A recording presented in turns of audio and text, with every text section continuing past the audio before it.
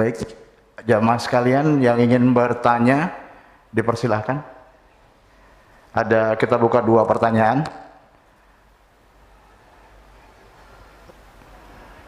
Ada mungkin?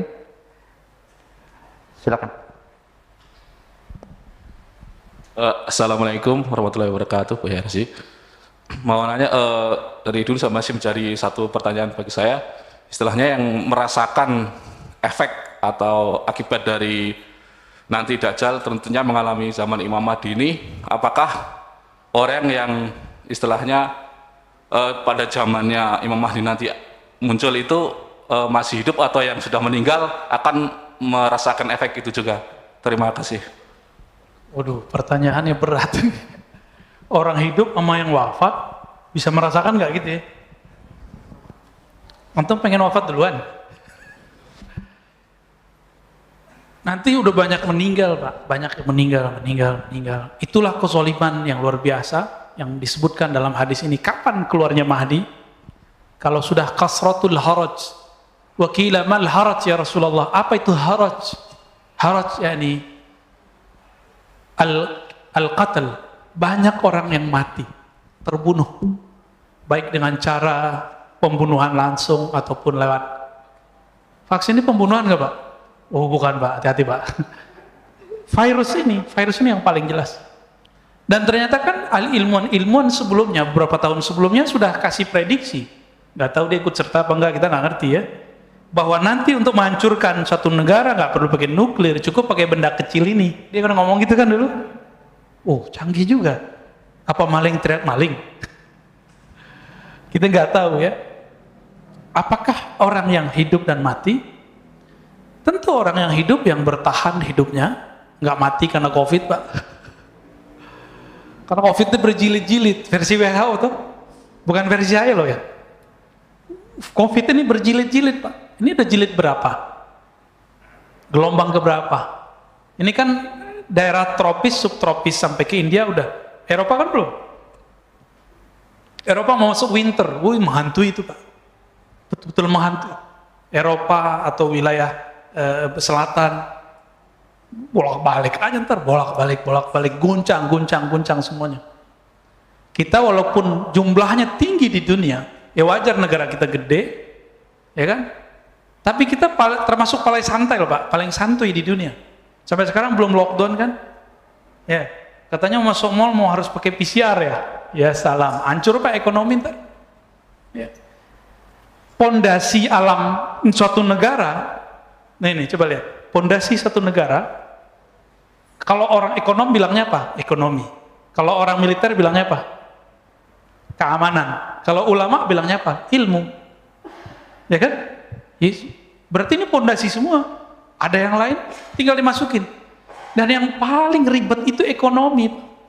Orang bisa tahan karena virus, karena banjir, tapi nggak tahan kalau lapar. Lapar itu ujung-ujungnya duit tuh, fulus. Kalau sudah begitu, ini yang disebut di hadis tadi, idza muliat al-ardu zulman wa jawra, ketika muka bumi semua negara sudah habis batas-batas negaranya. Kenapa? Karena orang sudah nggak menghormati lagi pemimpinnya di mana aja. Kenapa orang mikirin makan mesin sendiri, Pak? Apalagi ntar kiamat. Kan banyak orang ngancam-ngancam kita. Ntar saya bersaksi di akhirat bahwa ente ini orang sesat. Boro-boro di akhirat. Nanti aja nggak sanggup, Pak, kita mikirin orang. Nanti urusannya sendiri-sendiri. Kecuali antum bagian dari gerakan Al-Mahdi. Mungkin diselamatkan Allah. Saya juga, kita semua. Kalau kita cuma ngurus diri sendiri, udah soleh-soleh sendirian.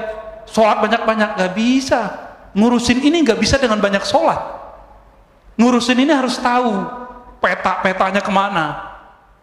Itu yang disebut di hadis Nabi. Ketika bumi dipenuhi kezaliman, nanti itu negara udah gak ada. Namanya doang Indonesia, namanya doang Malaysia, namanya doang Amerika, namanya doang Cina. Udah gak ada pantar, orang gak ada lagi respect sama pemimpinnya. Semua mau pemimpinnya disebut demokrasi, komunis, islami, gak ada yang dianggap. Itulah puncak zulman dan jaurah. Urusannya perut, keamanan. Orang kalau sudah lapar gimana? Berani bunuh orang gak? Berani bunuh orang.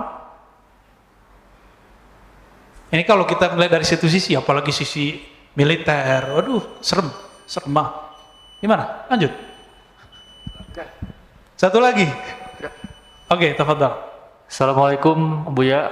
Salam. Semoga dalam keadaan sehat selalu dan dirahmati Allah Subhanahu wa taala. Amin. Amin. Saya izin bertanya Buya terkait yang di lingkungan tempat kerja saya, di lingkungan keluarga saya menemui ada beberapa mungkin kawan atau rekan sahabat yang tidak mempercayai dzurriyyat dari Rasulullah SAW.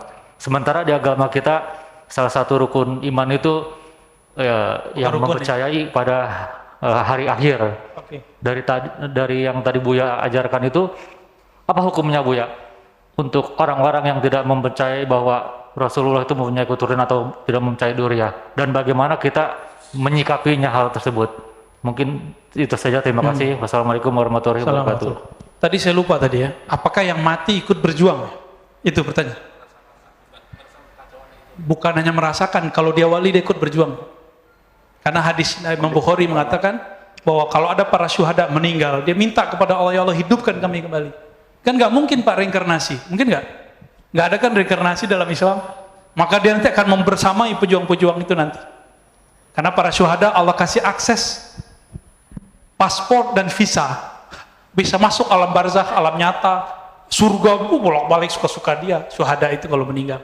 Wali-wali apalagi. Nabi, wali, syuhada.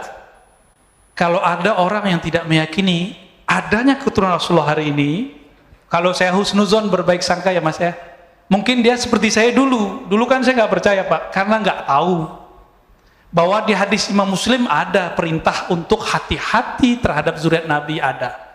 Di hadis Tirmizi ada. Dia ngerti hadis nggak? Bahwa hadis yang paling sahih setelah Quran, Bukhari, nomor 3-nya Muslim. Baru Abu Daud, baru Tirmizi. Di hadis Abu Daud, ini kitab ke berapa tuh? Ketiga. Disebutkan Al-Mahdi minni, min ahli baiti, min waladi Fatimah. 3 redaksi. Al-Mahdi di akhir zaman itu keturunanku, keturunan Fatimah. Kalau Nabi ngomong begini, ini jaminan nggak kalau ahlu bait zuriat Nabi hidup sampai akhir zaman? Ya, kalau babeh ente nggak tahu nasab ente, jangan salahin babehnya Nabi Muhammad, orang keturunannya Nabi Muhammad. Ya, kalau saya sendiri ke atas cuma tahu 4 Pak nasabnya. Hatta Syekh Ahmad Khatib Al-Minangkabawi cerita, saya cuma tahu 4 nasab ke atas. Itu level Syekh Ahmad Khatib, ulama kita yang pernah jadi imam di Masjidil Haram. Inilah cara Allah menjaga para zuriat Nabi. Maka carilah sekarang zuriat Nabi. Tanya nih Habib Segaf nih. Beliau punya nasabnya Pak ke atas sampai ke Nabi Adam punya. Antum nggak percaya, datang ke rumahnya. Hanya zuriat Nabi yang dijaga. Nggak ada yang lain. Ntar jangan cium tangan ya. Pandemi Pak. Baik, saya rasa cukup. Semoga kajian ini membuka cakrawala mata hati dan pikiran kita. Saya minta ampun kepada Allah jika ada yang berlebihan. Saya minta ampun kepada Allah jika ada kalam yang tidak tepat. Nas'alullah ya Allah ya afu ya karim, afwaka wa afiyatak wa salamatan mink. Amin ya rabbal alamin. Wa sallallahu ala nabi Muhammad. Subhanakallahumma wa bihamdika asyhadu an la ilaha illa anta astaghfiruka wa atubu ilaik. Walhamdulillahirabbil alamin. Assalamualaikum warahmatullahi wabarakatuh.